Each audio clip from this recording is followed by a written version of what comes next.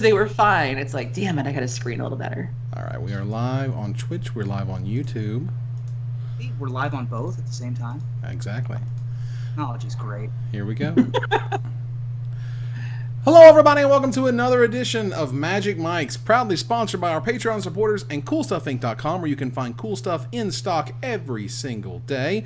And we get started as we do each week by saying hello to my two co-hosts, Aaron Campbell. Oop, there they are. Girl. Ruben Bressler. Oh, hey, what's up? Normally they're switched or whatever, and it causes Hey, what's problems. up? Hello. Oh, wait, am I labeled as Aaron or no? No, we're good. We're good. Okay, Everything is. I can be wonderful. Ruben for a day. Can you? I could probably. You'd have to do the Mark Rosewater impression. No, I meant I also have a Where's Waldo t-shirt sitting in my closet. So. Oh. Wow. Well, you know why? You know why Waldo wears stripes, right? Why is that? Because he doesn't want to be spotted. Oh. Hey! Holy cow! And we have Hey, kicked yo! off this week's episode. Wow, kicking off the show right. In fantastic fashion. Let me tell you, so what we do here is, and particularly myself, what I try to do is, like, as things happen throughout the week, I will throw them into a document, and we talk about sort of what we want to talk about, and we kind of, separate it into segments. Now, that's great.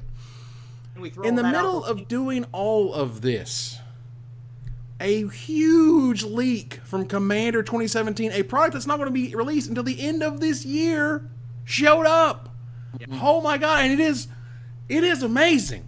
It is absolutely amazing. And what we're doing tonight in our giveaway, we are going to give away a set of Dragon Shield matte sleeves. Some of the best sleeves you can get, period. Best sleeves on the market. This is the only type I've ever used for the past 15 years or whatever.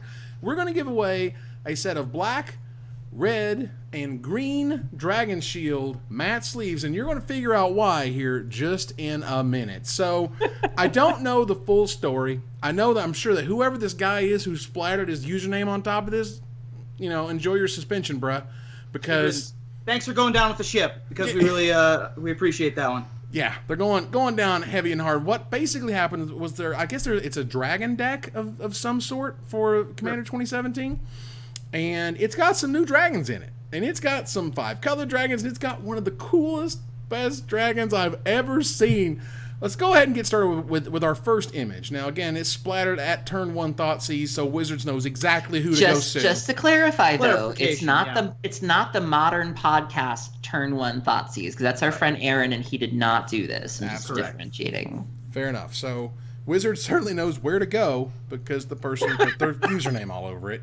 But all right, part of this dragon deck has Broodmate Dragon, it has Steel Hellkite, it has Haven of the Spirit Dragon, it has Spellbound Dragon, Tyrant's Familiar, Crucible of the Spirit Dragon, and then that's where we kind of started. It was like, okay, these have the brand new symbol. Cool. I believe these are legit. To me, there's no question this is an actual factual leak. Someone's getting fired. Someone's getting banned. The bad stuff. Okay. We go on, and we see a few more. There's Kolagon in there, and there's Dramoka, and there's Artaka, and some of all there's Silumgar. There's all some of the really cool dragons from the past few years. Okay, and that's fine. We're good. However, now we get into one of the coolest dragons I've ever seen. Yeah. Wasatora Nikoru Queen is a black, red, green, 2 generic mana for a rare legendary cat dragon. It's a cat dragon, everybody. Cat dragon. We have a cat dragon in Magic. It's a 5/4 flying trampler. Whenever Wasatora Nikoru Queen deals combat damage to a player, that player sacrifices a creature. And if the player can't, you create a 3/3 black, red, and green cat dragon creature token with flying. The cat dragon's on the screen right now. We have a cat dragon. It's absolutely, oh my god, it's absolutely adorable. It's absolutely genius. We went from cat monkeys to cat dragons. I don't know what's happening anymore. I do love that Wizards of the Coast one day at work was just like, well, what do people love? And at the same time, one person said cats, and another, what does the internet love? What do Magic players on the internet love? One person said cats, and one person said dragons, and then they both went, oh, you did it. And then they just put it on a Magic card. Oh my god. Yeah. Aaron, there's a cat dragon token. That thing is so adorable. Shout out to Cynthia Shepard. She's the artist for the Cat Dragon. She's also the artist behind Wasatora. This thing is so freaking cute. My boyfriend has a little black cat, and he was like, I really want to make my cat cosplay this. Like, Christine Sprankle is having fits on Twitter as we speak, because she lives for cats, obviously, and she also lives for dragons. And this is just unbelievable. And there's some really incredible lore behind Wasatora, which I think you discovered, Evan. Which, yeah, and a little birdie helped me out in terms of like, hey, did you know Wasatora was, before the mending, before Time Spiral did all the crazy stuff, was actually part of a storyline in a book. And I won't read all of it, but there is some stuff if you just Google Wasatora, and you'll find it on Gamepedia.com. But let's just kind of cut to the end of this thing, all right? So let's just say that Wasatora mated. Okay, fine. And she settled down near the village of Sakana. The villagers didn't like having to pay tributes of fish to her constantly, so they called in Tetsuo Umezawa, that dude, the Imperial Champion. The Cat Dragon and the Champion fought, but their duel was interrupted by an elder landworm. Wasatora helped to defeat the monster, and Tetsuo decided that she didn't have to be killed to free Sakana. He appointed her deputy of the Imperial Champion office and defender of the port city, and she was paid in fish. After giving birth... As you do. After giving birth to 6 kittens, of which only 5 survived, sadness, she decided to help Tetsuo once more. The champion later renounced his ties to the Empire and swore an oath of vengeance against the Emperor and his regent. Wasatora took her kittens to Umezawa Manor and defended it against the Kintsu, teaching her young how to hunt at the same time. And that's just absolutely adorable. And Hashtag paid in fish. Hashtag paid in fish, guys. You know what we're doing tonight? I also want to add, though, for people like me who love RuPaul's Drag Race and drag culture, there's a phrase that we use called serving fish, which means that you are presenting extra feminine. I think it's interesting that she's not serving fish, she's being served fish. I think that's the first thing I thought of. I like the etymology of serving fish. Proceed. I apologize. Well, what we have here is a Jund legendary cat dragon with some sweet lore behind it. It makes one of the most adorable tokens I've ever seen. And this leak is huge because this product doesn't come out till like November. This is massive. This is unreal. So someone at Wizards is really pissed right now. Like they have reached the livid. They are, steam's coming out the ears. But let's keep going as we do. There's a 5-color dragon called O Kagachi, Vengeful Kami. All 5 of the mana and 1 generic mana beyond it for a mythic legendary dragon spirit. And it's a 6/6 flying trampler. Whenever it deals combat damage to a player, if that player attacked you during their last turn, exile target non-land permanent that player controls. Super cool, flavorful ability. And the art with all these crazy snaky heads and stuff coming out. Yeah. It's crazy because the flavor text here, and again, this is calling back to Kamigawa because Kamigawa rules. At his behest, flavor of Kamigawa rules. Yes. Oh. Hey, Kamigawa was great. Till Sakers. At his behest, the Kami War began to regain that which was taken. Yeah. Yeah. Call back to that which was taken. Which awesome. I like too. Yeah. Okay, is it in all caps, that which was taken, or is it lowercase? Okay. Right. So that which was taken, which is the turtle shell, right? Yes. Is that right? Or is it I will note that, just to be clear for the folks at home, it comes out in August. I was incorrect. Sure. Because Iconic Masters or whatever comes out now. Right. So that must have replaced it. But either way, it's coming out in August. This is still an absolutely huge, super early leak from 3 months from now. This is just happening. Yeah, we're not done, Evan. You got to keep moving. All right, let's keep going. The flavor of Kamigawa is just so great. They always call back to Kamigawa. With what was it? Oni Blade Shinobi was the big blue-black ninja from one of the storyline sets, like one of the commanders or something like that. The flavor of Kamigawa is just spectacular. Well, let's keep going here because we have the Ur-Dragon. Instead of Scion the Ur-Dragon, we have just... Scion of, yeah. Right, instead of Scion of, this is just the Ur-Dragon. Again, this is all 5 colors and 4 generic mana. That's a 9-mana card. It's a 9-mana 10/10. Yep. And it has a new mechanic called Eminence. As long as the Ur-Dragon is in the command zone or on the battlefield, other dragon spells you cast cost 1 generic mana less to cast. It has flying, and whenever one or more of your dragons you control attack, draw that many cards, then you may put a permanent card from your hand onto the battlefield. Jesus! So who cares about how expensive it is? Because it doesn't even need to be on the battlefield to do its thing. This has never been seen before. Yeah, I'm okay with my 4-mana Glory Bringers. I'm okay with that. Exactly. Having an ability from the command zone is a powerful effect. I forget the name of the general. There's an Esper general that has an effect while it's in the command zone as well. Yeah, this card is ludicrous. Super powerful. If you thought that the Scion of the Ur-Dragon was a powerful commander, and I've seen a lot of people use Scion of the Ur-Dragon, Oloro is the name of the Esper guy that I was looking for.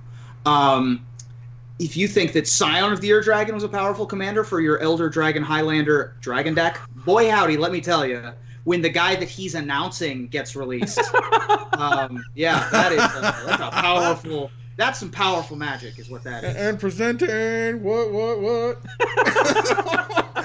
Harbinger of things to come. Is Bring what the that guy hype. is. Bring the hype. So that was the end of those spoilers. But wow, unbelievable.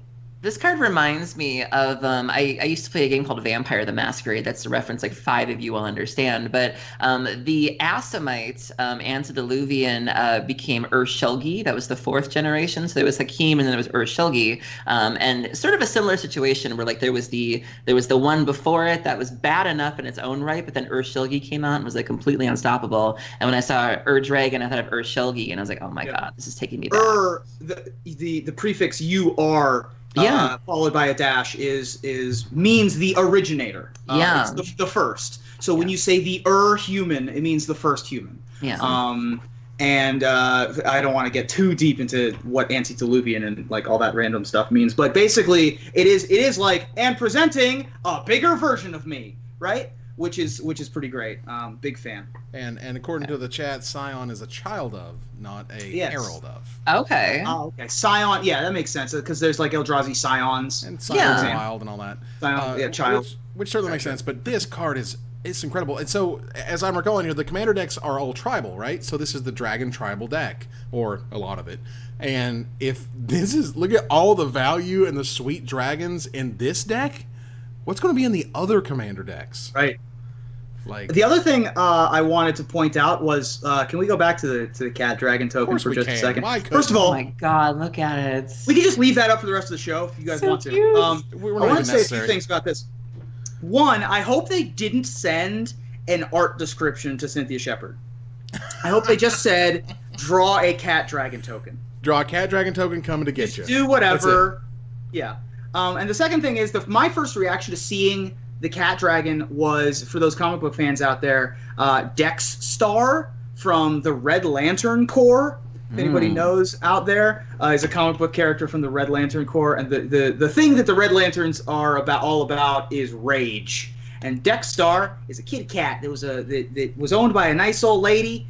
And his nice old lady owner got killed in a robbery, and he was raging at the owner or the person that killed his owner, and that's why Dex Star is a found a Red Lantern ring later. I don't want to get too deep into the comic. we gotta keep going, man. We got lots of topics. But yeah, that's Dex Star on a card, and I'm super happy about it. Oh man, cat dragons. I mean, because look, we're going to get to what I would describe as what we were going to talk about for the first pick, which I thought was the biggest thing in Magic until, of course, Magic the Gathering not just presented us with a gift every week. Well, it's funny because Blake Rasmussen, Blake, shout out to Blake who plugged us on the Daily Update today. He, when he described our show, the blurb for tonight was something to the effect of, maybe it'll be a slow news week and Evan, Aaron, and Ruben will discuss whatever movie they've seen recently. And then he says, or probably not. Or probably not. Yeah.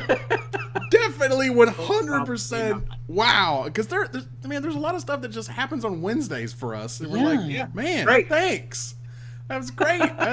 That's 15 wonderful minutes about a cat dragon. Oh, yes. Man. Oh, wow. So let's keep going. So Hascon released official details about what is happening at Hascon and how you can purchase these experiences. You can buy VIP tickets. Now, the regular con itself is $165 for a 3-day pass. That just gets you in the door.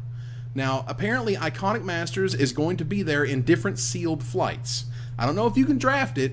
Actually, I believe I saw at one point, Trick mentioned that you could draft it, but I didn't see any drafts per se. But I did see all the sealed flights were $60. They basically fire every hour on the hour, except for like twice. I don't really understand it. But either way, they're firing nonstop throughout the day, these Iconic Masters drafts. But what you are able to purchase is a Superfan ticket for the low price of $642 because tax.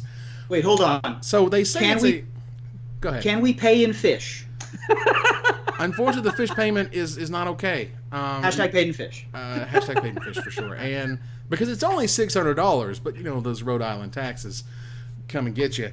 And $600, first of all, is a lot of money.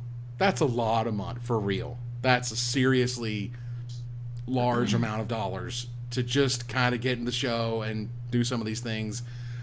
Okay. Let's talk about what is unique. Now, of course, you know, you get into the major show features and those brand experiences, and there's going to be cosplay and larger-than-life games. It's going to be super cool. But what's about the map? What are you paying $600 for? Well, first of all, you get 2 entries into Iconic Masters Advanced Release events. You get, and here's the biggie, 3 Magic the Gathering cards made especially for Hascon, featuring a mashup of Magic the Gathering and 3 awesome Hasbro brands. Let me tell you, these, first of all, they're going to be silver bordered. Okay. Secondly, it's going to be very much like San Diego Comic-Con, where you're going to have a box set that has these 3 cards in it, okay? All right. And thirdly, from what I'm told, they're also going to handle it like San Diego Comic-Con, where they're going to have a limited number for sale on site during the con. So what I don't understand. So what you're telling me is that like it's going to be okay. So first of all, let's say all the money on Transformers, like literally all the dollars. So you get like power armor with Transformers art, but like a better card than power armor. Well, because these are silver bordered. They can make them like holiday promos. They can do whatever they want. They can be silly. I thought this was going to be like Jace the Mind Sculptor playing Scrabble. I thought that they were going to cross over the art. And maybe, but if you give me an Optimus Prime Planeswalker for real, the card's going to be worth $1 bajillion. Like actual infinite large stack of money that we can never see the top of. Because oh my god, what if? And I think My Little Pony is very, very close to a lock. Because I'm telling you, bronies exist. Sure. My Little Pony is one of the biggest brands for Hasbro. It's kind of it hits the divide between the families. And if there was like a land from My Little Pony or whatever, you know, and it tapped to make a friendship with such and such. A City of Brass that just has My Little Ponies dancing around wherever they live or whatever. But I don't think these are going to be actual Magic cards. I think these are either going to be parodies. That's disappointing to me. Or just silly cards, period. I don't know. And I feel like the price is going to go way up if they are playable. Legal. But they're not. So yeah, so that's the thing. So and what normally has happened with this, and what we've seen with the San Diego Comic-Con promos, I feel, is that the first ones are the best ones. The first ones are the most expensive ones. And the first ones are when they really kind of go there because they want to kick it off right. You know what I mean? They want to make sure that this product is a hit and it's a winner, and they're going to use the best thing they can possibly get. Okay, great. So if you're going to buy in for $600, at least you could say something like, pretty sure this set's going to be worth about $300. I'm just going to guess $100 a card for whatever it happens to be. Yeah. And the better they make it, the more crazy these prices can get. Yeah, that's what I'm saying, is if they make them tournament legal, then there's a lot more value for whoever's getting them. Sure. $642 is a lot of dollars. That's the cost of one Bazaar of Baghdad. Like, wow. That's all the 642 gets you is access, 3 cards, and 2 events? Well, I stopped there because I wanted to make sure we talked about it because it was it was one of the most important things that you could get essentially. Sure. The other things they mentioned here is 1 entry into the Magic the Gathering's 25th anniversary party featuring Magic the Gathering celebrities, salon preview cards, and of course birthday cake. Because we're in that weird period there. For $642, Reed Duke better be popping out of that cake. What denotes a Magic the Gathering celebrity? Good question. I don't know. That's a line, because, like, do we qualify as Magic the Gathering celebrities? And if so, would you pay $642 for a chance to meet Ruben Bressler at a birthday party for no one in particular?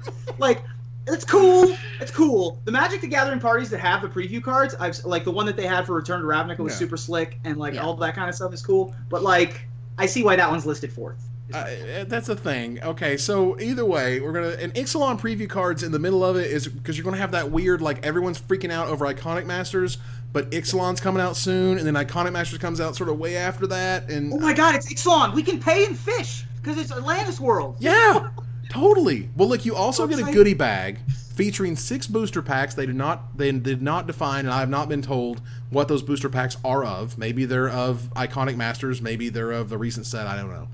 Ultra Pro merchandise and Hascon merchandise and more, they say.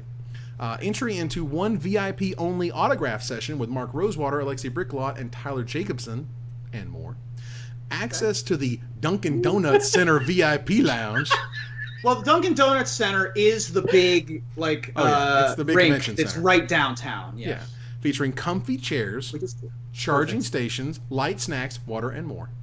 A reserved seat for the Magic the Gathering 25th anniversary panel featuring stories and surprises from the Magic the Gathering brands past, present, and future. All right. Guest panel VIP, access to a special VIP early lineup when attending guest panels. Lastly, reserved theater seating, receive a guaranteed reserved main panel seat in the Hascon Theater for 1 event per day. So there is the additional almost $500 worth of value they're trying to give you in that one. Sure, that's a lot. That's a lot of things. First of all, you're going to get $120 worth of sealed events. Actually, a little higher because of tax, but you're going to $120 worth of sealed events. You're going to get something that is arguably worth $200 to $300. So, you know, it doesn't look quite so crazy when you put it there, but man, there's a sticker shock, and they gave you one. That sticker shock is palpable. I also like that it's exactly like they didn't want to round up to 650 to like, you know, I don't know why they picked exactly 642. Well, because it's $600 and $42 is tax. So I thought $42 was the meaning to life, the universe, etc., and that's why they like charge nerds extra for it. Right. But that's not even taking into account like airlines and hotels. Like that's an expensive trip. Yeah, you're probably looking at $1,000 trip plus. I mean, pretty easily at that point. No, ma'am. Just to get there, just to eat there, to stay there. Nope. You know, stuff costs money. But this is the first time you're able to get a hold of Iconic Masters. When those people open those booster packs, it's going to be pandemonium. Yeah. And I don't know if I'm attending at this point, but you know, I'm leaning on the probably, and I'm just saying like that's going to be one of those really sweet seminal moments in Magic history. Like when that happens, it's going to be amazing. Absolutely. This is going to be a big deal. I mean, if I had $642 to just spread around not in Las Vegas on a Magic the Gathering event, yeah, sure. I just feel like this is, this is a real, I just want to say, first of all, this is a great idea. Everything about it's great. The sticker shock is real, but it sounds like it's actually almost worth it. That's dangerous to say. It depends really on these promos and like the other experiences. You know, what exactly they're doing during these panels and stuff like that, but it's not that far off from, you know, big Gen Con events or, you know, big Comic-Con events for that matter. Right. You know, you're paying a lot of money to get into, you know, I think MomoCon is this weekend. You're paying a lot of money to get into things like MomoCon. And down here there's MegaCon, and that's a big thing. Right. And you know, cons are expensive. That's just the nature of the beast. And this is the first Hascon. I'm really hoping. I want to go back to these promos because my mind is swimming. I just want all I want is Uncle Moneybags on a like conjured currency card or like a prison term card, and you go directly to jail. I want Uncle Moneybags to be the thing from Dread Return, to just be popping out of the ground with the money coming out. That would be great. Yeah, I mean, I think that the promos are going to determine a lot of the value of this $642. Right. Land tax. That's a great suggestion. That's a good one. They're not going to use real cards, guys. At best, they're going to use puns. At best. And I hope they don't, because again, give me a Transformer Planeswalker. Give me My Little Pony Legendary Creature or something. You know what I mean? Like, I think I agree with Ruby. Sorry. No, you're good. Just to say, I agree with you that, we talked about how Magic really isn't being featured at Gen Con anymore. So if that was a big reason for you to go to Gen Con, you might not go anymore, but this is a good alternative for you. Or if you can't make MomoCon, or if you can't make Dragon Con or the other ones, or if you're somebody who doesn't travel to GPs very much, or you don't travel to Eternal Weekend or anything like that, for the casual Magic player that doesn't go to these things but still wants that great once-a-year experience, this is a really good option for you. I just think that I think the audience for this is very niche, but I think that audience has a lot of, I think they're worth catering to, and that this could be a success if you market to them, if that makes any sense. Yeah, the Transformer's going to have Transform. That is a really good suggestion. I forgot about that one. Mm-hmm. So let's keep moving here. So over the past week, Jerry Thompson happened to win a Pro Tour. Yeah. And he's a fantastic dude. I worked with him for many years at SCG. And he decided that he was, he said that basically that because, he wasn't always in a position to give back. He's now in the position to give back, and he wants to do so. And so he's going to auction off all of his Pro Tour Amonkhet stuff and give 100% of the proceeds to Planned Parenthood. So, that's amazing. Way to go, Jerry. So let's take a look here at these auctions as we pull up eBay. Right now, as of this recording, the winner trophy right now is going for $4,650. His standard deck is going for $615. The playmat is going for $212.50. The random swag, this is my favorite, and we talked about this in the pre-show, is some packs of sleeves, his lanyard with his name and his little sort of name card or whatever, name tag, and a deck box, $117.50. Fantastic.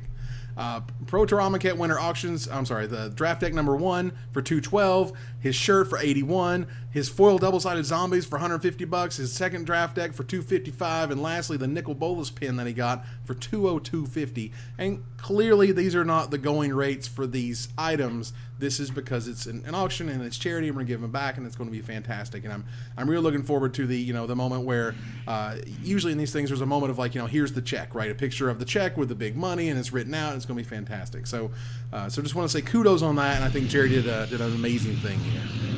Absolutely. Yeah, this is fantastic. I love so much about this. The message that he posted where he says, for a long time, I've been without the means to give back. And with my recent win, I saw a chance to do something good. That alone is just he has all of this. He has this whirlwind around him. He won his first Pro Tour. It is his first Pro Tour, right? No, it's first Pro Tour win. First Pro Tour win. He made top 8 in Pro Tour Gate 1. Montreal. But it'd be very easy for him to, and rightfully so, sort of, kind of soak it in and be very, I don't want to say be about him necessarily, but you know what I mean? Just sort of get lost in it all. Right. And, for the first thought to cross through his mind to be you know what? I want to give back. And I'm going to get rid of all this stuff, and even go so far as to get rid of the trophy. He says all the proceeds will be donated to Planned Parenthood.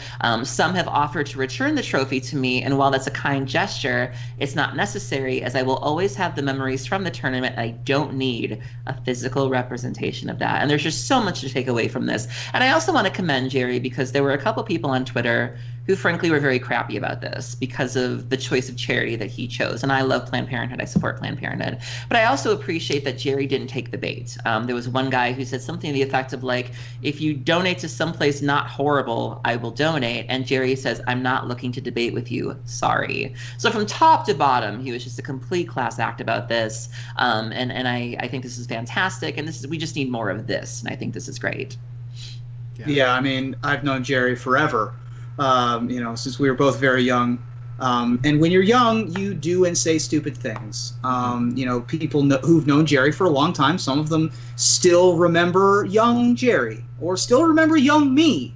And for an example of how this translates today, there was recently some hubbub about Oliver 2 talking about players who use game day playmats. And some of the older guard of Magic the Gathering poo-pooing his attitude towards other players who use game day mats. Right. Boy, howdy, if Jerry and I had Twitter when we were 15 or 19 or 22, that's not a thing you want. First of all, I'm glad you brought that up, because that was one of the few things, I try not to sort of, I don't know, what's the word, kind of call people out, if you will. But Yeah. I'll be honest, I 100% called him out. I called out Oliver and I said, look, dude, you should set a better example. Because just like what you were saying, when I was a up-and-coming Magic player back in the day, same way. You know, oh my God, this person had a Crown Royal dice pack. Oh my God, here comes the game day playmat with all the little pins or whatever. Or here's all their F&M foils that they get to show off. Whatever. Like, but no, if you're in the position where people are now seeing you as one of the ambassadors of the game, one of the best people who is playing the game right now, you owe it to A, yourself, and B, everyone else who pays attention to you to set an example of not being a dick to people. Don't just try to call people out and sort of make fun of them. Like I was saying, it's condescending, it's elitist. Like, you know, how dare I have to play this person who thinks that you know, they're proud of their little accomplishment. Let them be proud. There's nothing wrong with that. I've never won a game day. I think that's sweet.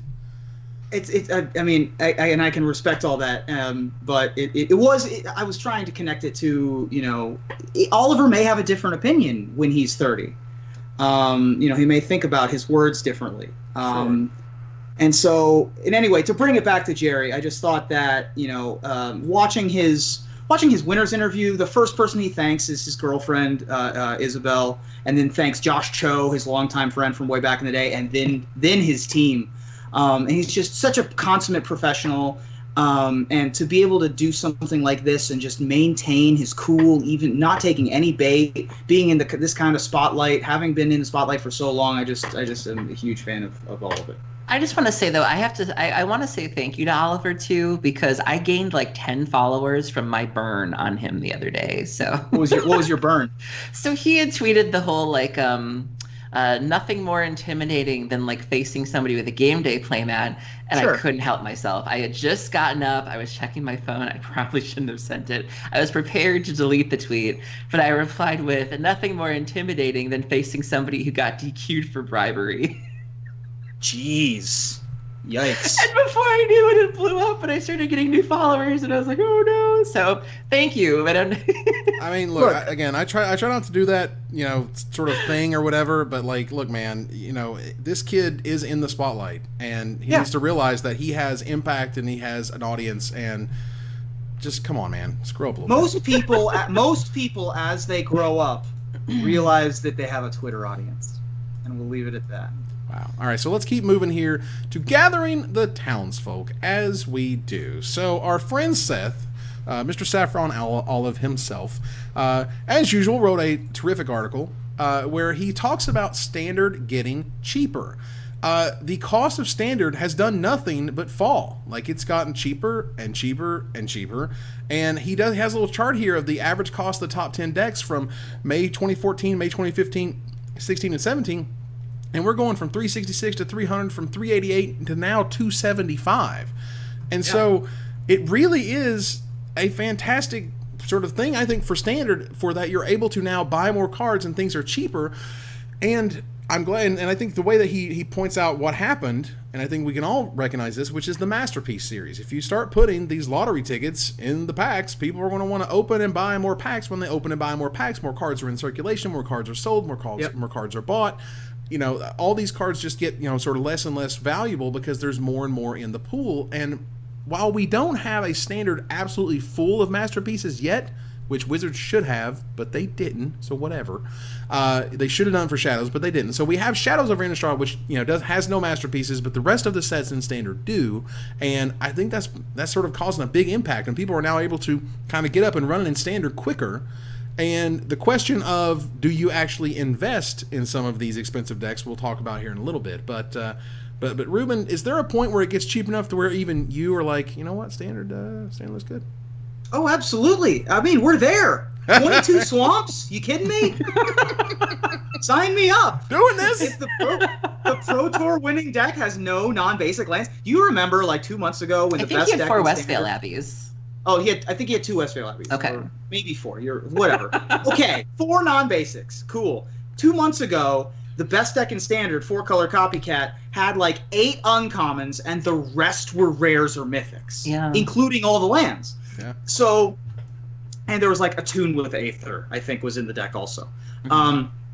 But now you can get in for pennies on the dollar and have a good deck. And I'm not just talking about zombie Like, there's a reasonable mono red deck right now.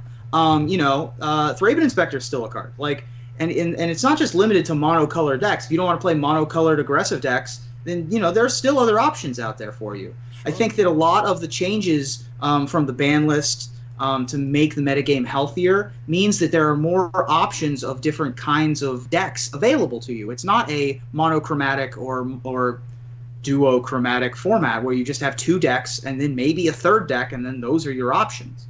A varied format leads to a cheaper metagame, usually.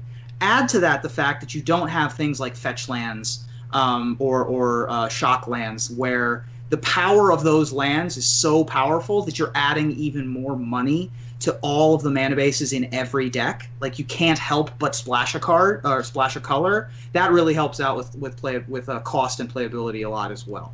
And so I think that they've done a really good job in making Standard financially feasible, and then adding extra value into all of these packs to give you extra, value when you actually do buy sealed products. So you make the formats more attainable, you make the packs more valuable, and then you have 4 question marks, and then you profit. That's right. And it's great. One of the cool things he does in the article itself is he also says, hey, what about other games? What about other collectible card games or even digital games, to talk about Hearthstone, and how much is it for their top-tier decks? For Pokemon, surprisingly affordable.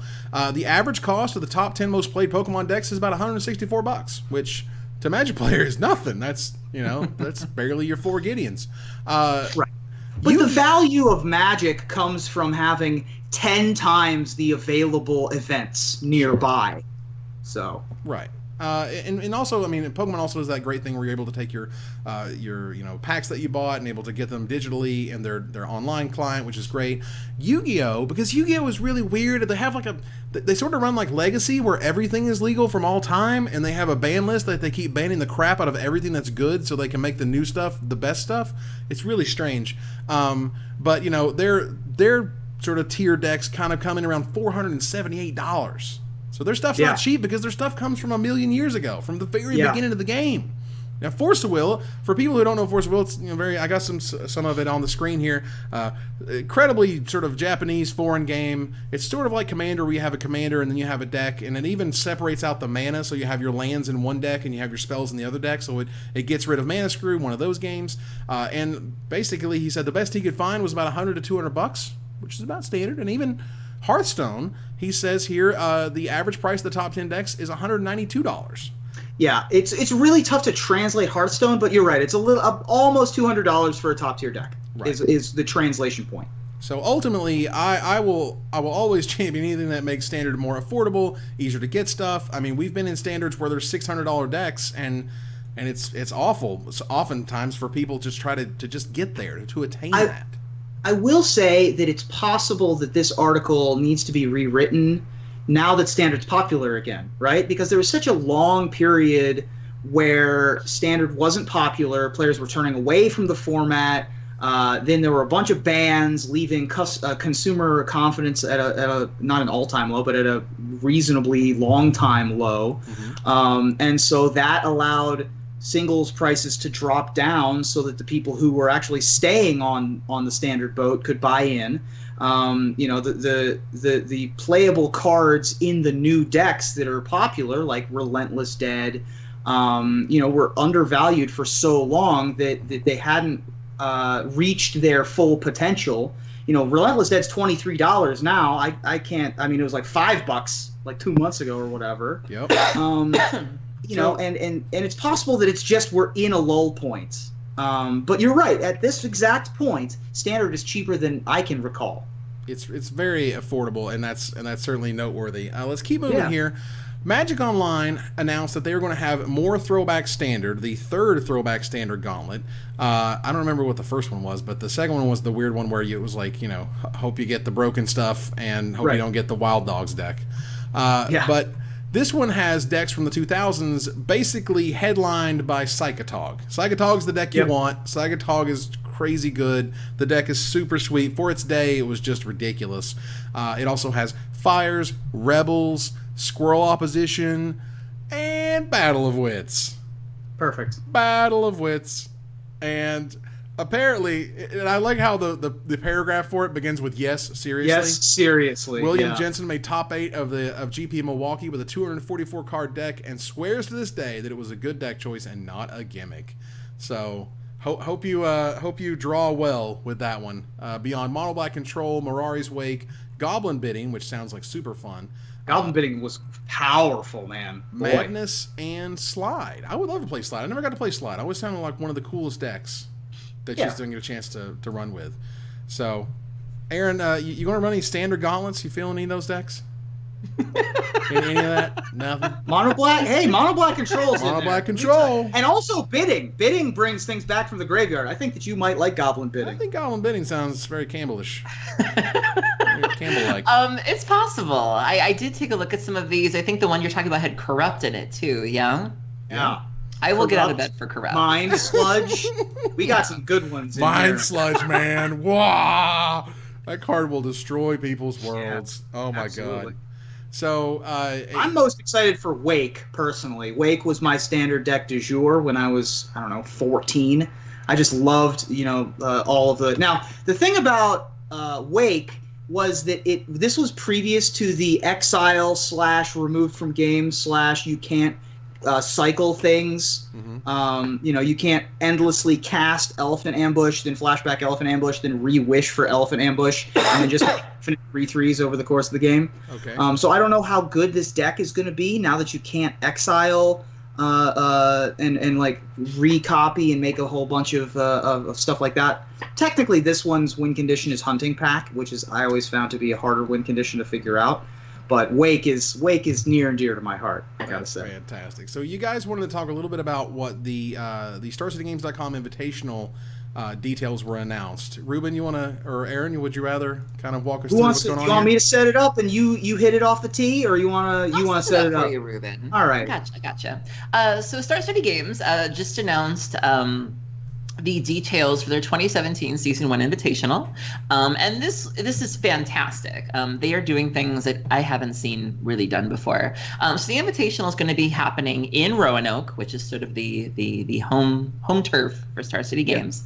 And it's going to be happening. So first off, they're having like a party beforehand, if I understand this correctly. A special pre-invitational gathering featuring live music, a special Magic the Gathering themed menu, and more. So they're working with this restaurant to do this, which is fantastic.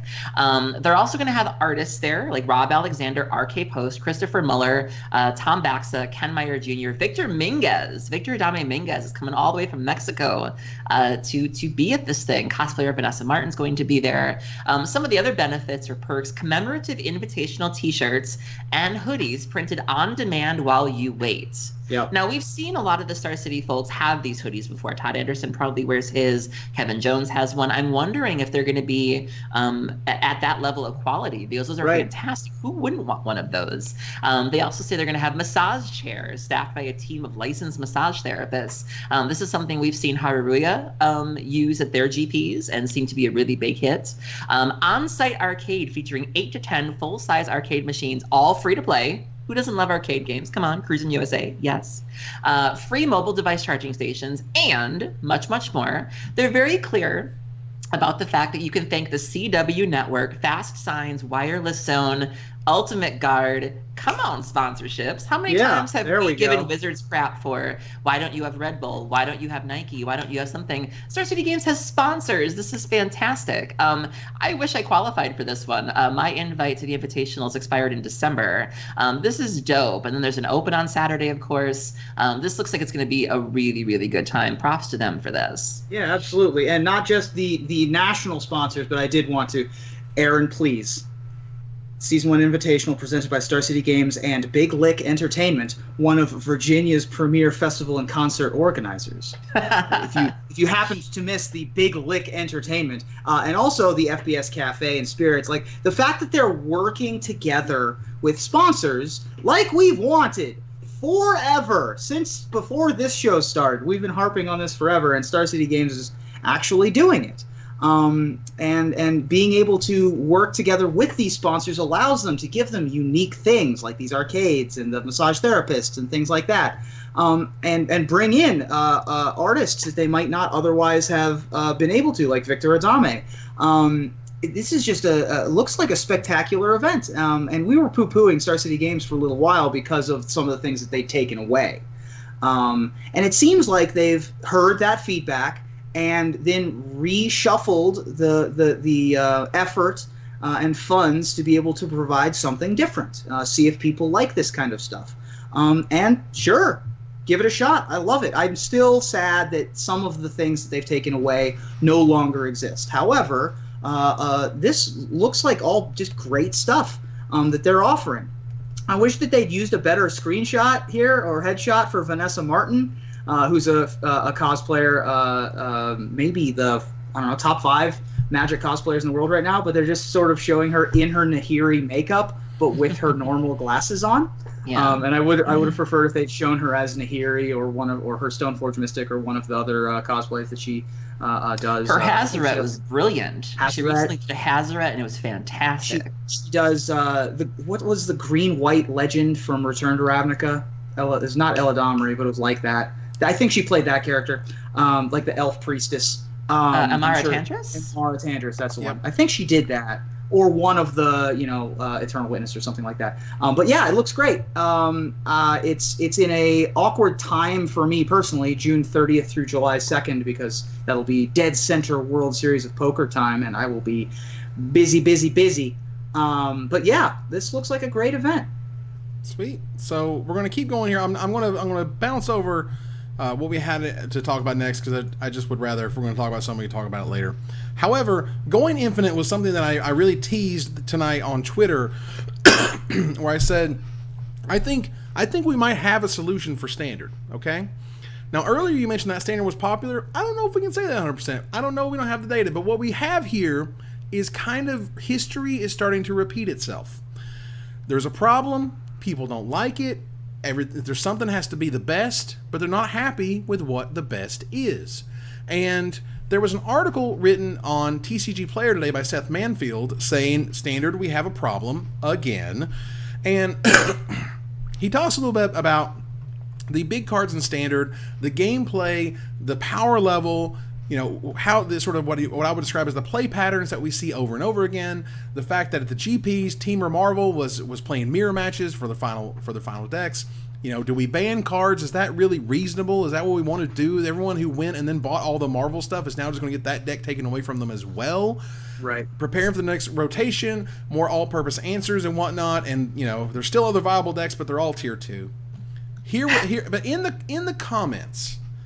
In the comments of this article, I swear, I was like, this is insane. This is one of the best ideas I've heard for fixing Standard in a long, long time. Here is. So Ralph, I'm not going to butcher your last name, but Mr. Ralph C. says, rather than banning cards, Wizards could release a statement along the lines of the BNR update saying that, for example, Pithing Needle is now legal in Standard.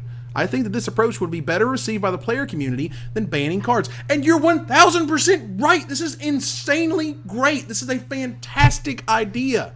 The Aaron Forsyths of the world, please listen to me. This is an amazing idea because it gives you so much freedom. So when you say, hold on, when you say that you have a problem, when you say it's Gideon, when you say it's Marvel, and you say, you know what would be freaking great right now? Pithing Needle. Well, then just say Pithing Needle's legal.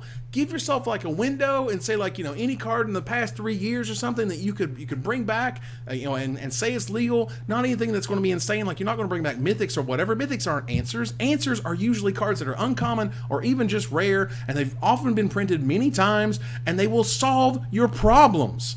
That's how you do it. But they're also not making them any money. Like if you say that if you make an announcement saying Pithing Needle is legal, it's not, people aren't opening packs to get Pithing Needles then. If you print the answers, they will open packs to find those answers. I just don't see them getting any money from this. But no, but here's what they do. They fix the tournaments. The tournaments, the game stores live and die by people showing up, buying packs, playing in events. And if they stop playing in events because they're so upset about X and Y doesn't have the right answers, then just give them the answers. Because all this taking away crap has just made people more and more upset.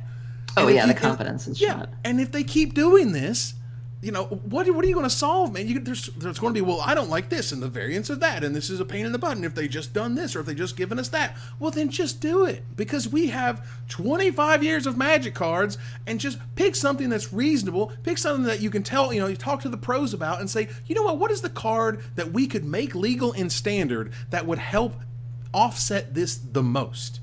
Adding things. Don't take it away. Do it the other way around. Add a thing. Don't take it. Yeah, sure, it's not making Wizards money, but it's going to make Wizards money in that players don't quit Standard. Players don't quit Magic. Players don't just get pissed off because they're just so tired of playing Marvel and blah, blah, blah, blah. No. This is a terrific idea, and at the very least should be entertained by those in charge, because I think it's brilliant. I think it's absolutely brilliant. How can I word this? So Standard is supposed to be the most accessible format, and it's supposed to be, you know, ideally you should be able to just, I mean, up until recently there really weren't any bans for a while, and you could basically take a deck that was made up of any of the standard legal sets, you know, mash it together and be able to show up at your F&M for this. Do you worry that now that we have bans in the format, which we haven't had for a while, now we're also going to put in these errata cards, if you will, that are now standard legal, even though they're not in a standard set? Do you worry that might make the format less accessible, where now people have to worry about, it's not as simple as just having a deck made up of standard legal cards. Now I got to worry about what's the ban list for Standard. Now I got to worry about the errata list for Standard. So these are things Standard has never really had to deal with before. Like, do you worry that might infringe on that a little bit? What I would argue is that first, we already have this. We already have the situation. We have these starter decks that have things like Ur-Dragon and Nightmare, and those cards are technically Soul of the legal. Harvest. Yeah, those cards are technically legal for Standard, and even Soul of the Harvest has been played in a Standard, you know, deck at tournaments before, and that's fine. And so ultimately, if the question is what is going to make Magic players more upset, taking a deck away from them or adding a card that could possibly, you know, sort of could hurt the best deck, could stop this thing that people are so upset about, could give people a tool, because the Marvel deck can still exist if Pithing Needle is in the format. But if you're able to say, you know, here is the best answer that any deck can run, and whether that is a Pithing Needle or the rest in pieces of the world, whatever, just saying, if they wanted to hurt Delirium, that's a way to do it. You know, you can take these cards, and Wizards is aware, while they can't technically be aware of the secondary market, they're aware of the secondary market, and if they're trying to bring back a card, they're not going to bring back, you know, a $50 whatever. They're going to bring back a card like Pithing Needle, which is a couple dollars, which everyone can get access to really quickly. And for me, it's about making the format as fun as possible. Like, make people want to come and play Standard, because we're in this weird pattern where, again, the thing that is winning the most is just, it's really swingy. And A, pros hate that, and B, people don't like just losing on turn 4. Oh, you hit your Ulamog, GG's. You know, like, people get upset about that. I still think Marvel was not a mistake. I still think it was a great idea, but I think the fact that they have not given answers that people are just begging and dying for, they have them. Use them. That's what I'm saying. Speaking of answers, I think it's a halfway decent idea. I think that there are lots of ways to force these cards into players' hands as well. If we want to reprint Tormod's Crypt, which hasn't seen print since the M sets happened, you can make it an F&M promo. Sure. You can make Pithing Needle a buy-a-box promo. You can do a lot of things. You can do a lot of creative things with cards being released. Sure. So, or a game day promo. I mean, there's lots of ways to get cards into the hands of players, and I think that it's at least worth looking at, because players, even if it doesn't make any sense, and I think it does make sense, but even if it doesn't make any sense, adding is always psychologically more effective than subtracting. And I think we've had a lot of subtracting, and I think it makes people scared. I think it makes people not want to play things or invest in things.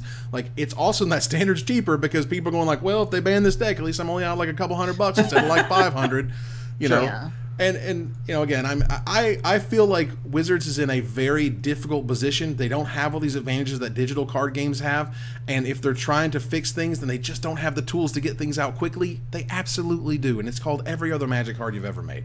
And give them some thoughts. Think about it. Wizards, please. Speaking of answers, and I just want to mention this really quickly because it came up in the chat, and I was like, wow, we didn't have it on our list, and we should have. They made Fatal Push an F&M promo. They sure Yes. did. And that is amazing. And Wizards, you win. And I know it's going to get the Sharks to come to F&M, and there's goods and bads in that. But wow. Not only not only Fatal Push in September, which will get everybody to show up every Friday, but Renegade Rallier in August. Yeah. That's a card that is in a very popular modern deck, let alone standard. Yeah. Both of those are high value uncommons, so much better than Reverse Engineer. Absolutely. Yeah, they I mean, like, they've had these weird, like, just who cares? Why is this happening? Ether Hub is another fantastic one. So, like, just those 3 cards right there, like, I think they're doing it right. And here's the problem that Wizards is in. When you have F&M promos that are worth a lot of money, which those are absolutely worth a lot of money. You know how much Fatal Push foils are right now? $1 billion. $50. So that's ludicrous. Wow. No kidding. A regular non-foil Fatal Push you can 10. order for $10. Yeah, it's $10. So at it's coolstuffinc.com. Absolutely, and it's crazy. So that's that. So these are good, but the problem that Wizards faces is that when you put cards like that into F&M, you're going to get you're going to get the sharks. You're going to get the super competitive players showing up. And is that a problem? Is that a bad thing? I think you put the cards that are most exciting to get butts in seats. You know, I'm a butts and seats guy. Let's get the butts into the seats. That's what we're doing. I mean, first, obviously, I'm a marketer by trade. Is what I do. But like, I want people to show up and get excited. I like getting excited. I want to like making people excited. And by God, Fatal Push is a promo. That's exciting. The only real miss on this list from this announcement was Reverse Engineer. This month's promo, Unlicensed Disintegration, sees play. That's a reasonable promo. Aether Hub next month's fine. We won't talk about Reverse Engineer. And then you got Renegade, Idiot, and Fatal Push. And boy, howdy, you're getting your value out of those 2 for sure. That certainly makes up for July. So you know that's a well done out of Wizards. They listened to the players and were like, look, we can't abide these $10 Fatal Pushes. We need some way to get more of them into the format, not only because it's popular in Standard, but this is going to be a eternal all-star in Modern, in Legacy, and in Vintage forever. It's the most efficient. I've heard rumblings saying that for this Legacy GP that's coming up, Fatal Push makes Standstill viable in Legacy. Yeah. Wow. I've heard that people are going to be entertaining the thought of Bug Standstill. Pretty much only because of the bannings from Miracles and because Fatal Push exists. So you know that's a pretty big stamp of approval for an uncommon from a set that wasn't really that popular. So yeah, and the problem with Fatal Push ultimately is that it's difficult to reprint. Like, it just really is. It's really hard to reprint. Got a very block specific mechanic, and so the more Fatal Pushes that you can get out in the world, good thing. Put them, please. Again, we talked about this before, but please put them in a dual deck, please, please, please. Yeah, keep that price down. Because send out as many of them. Do what you did with Thragtusk. Put them in as many things as you possibly can. Absolutely, because they're all over the place. Whew.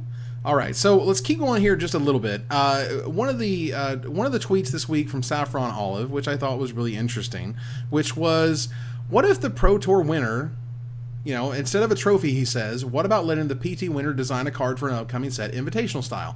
Now, I know, having spoke, you know, with Wizards quite a bit over the years about topics like this, is that it's a pain in the butt to try to make this happen. The invitational, as it was, had an insane amount of time between the person who won the invitational and their card showing up.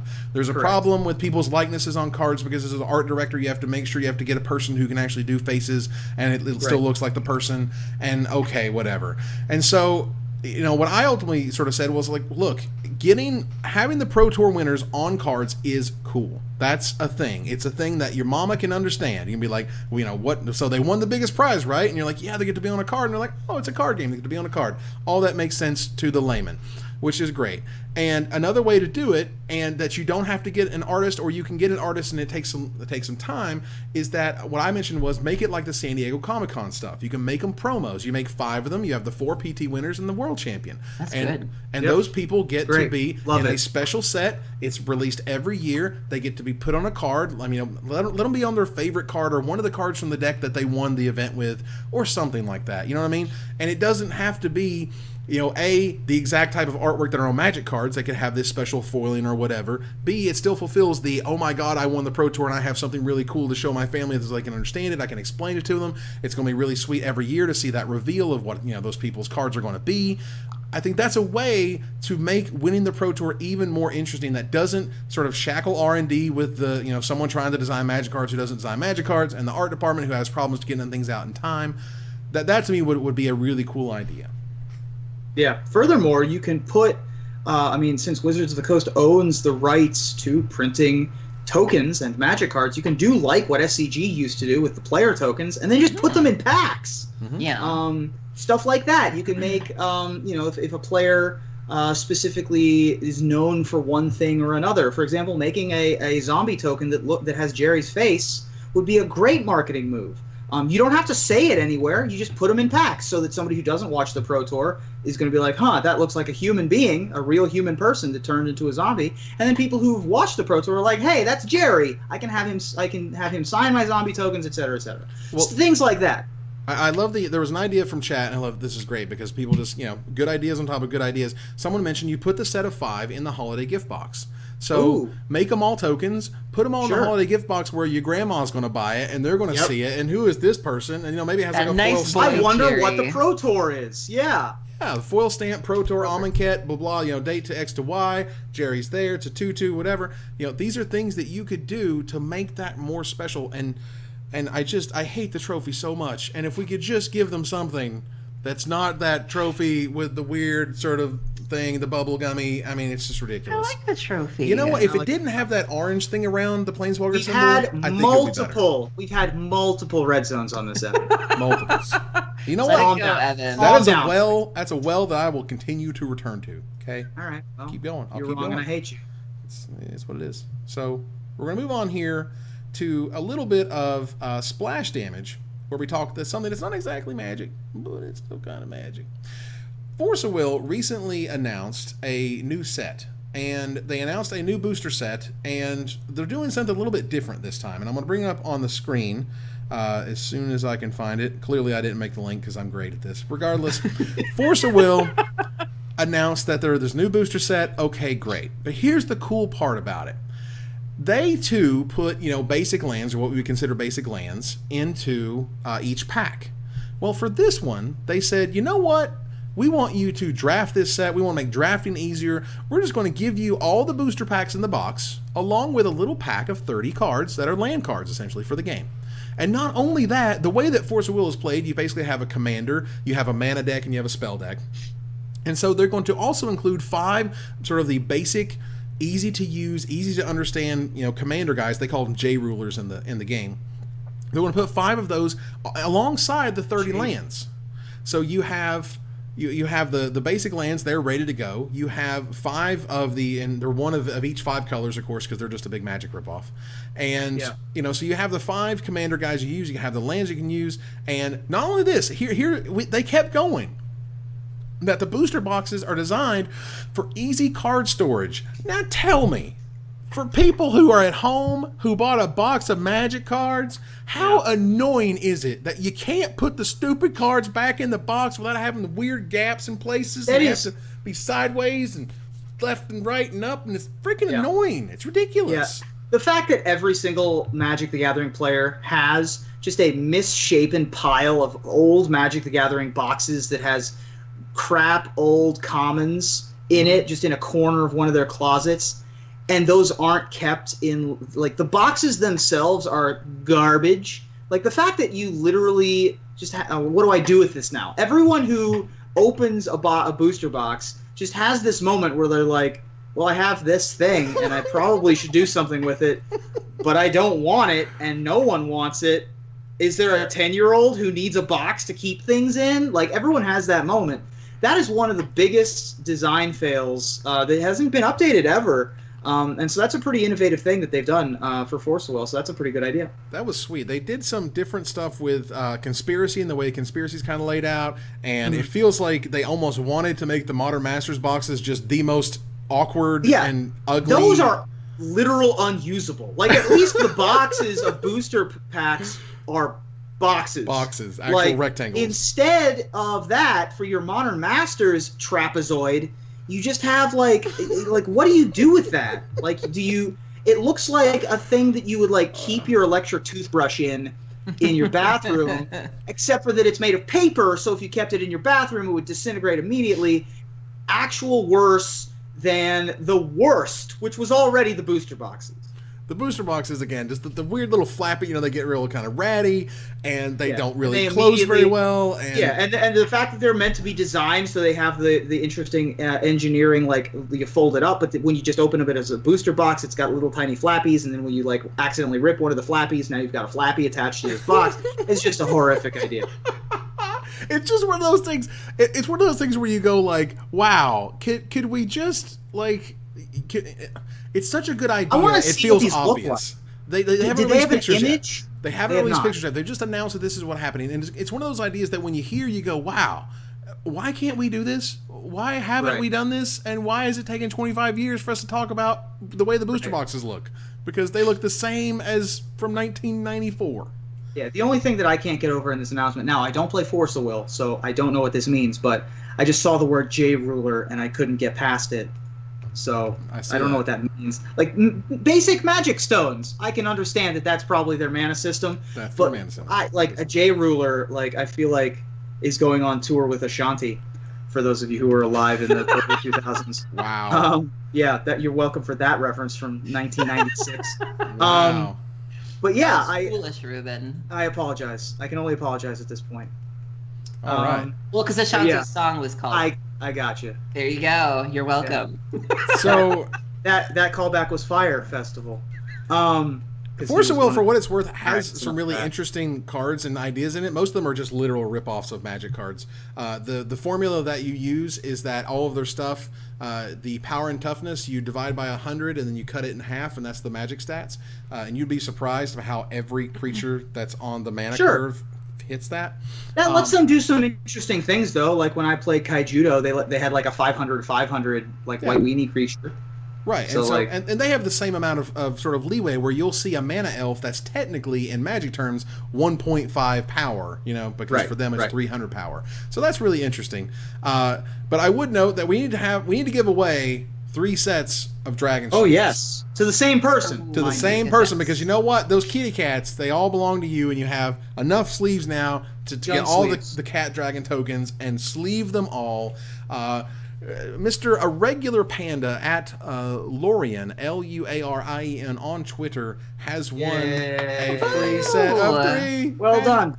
Matt, Dragon Shields, they're super awesome. I'll get them straight to you as soon as possible. I'll be contacting you later this week.